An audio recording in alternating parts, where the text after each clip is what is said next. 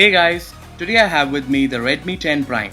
The smartphone offers a 6.5-inch IPS LCD display having a pixel density of 405 ppi and a refresh rate of 90 Hz. Redmi 10 Prime has a bezel-less punch-hole display with Corning Gorilla Glass B3 protection. On the right spine, you will find the volume rocker and power button. The power button also works as a fingerprint sensor. On the other side, the phone has a SIM tray.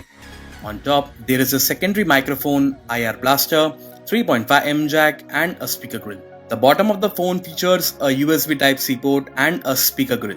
Redmi 10 Prime comes with a quad camera setup with Redmi branding at the bottom. So that's all as far as the design is concerned. Now, let's get into the details about the internals. Redmi 10 Prime comes with a MediaTek Helio G88 chipset with 12nm fabrication.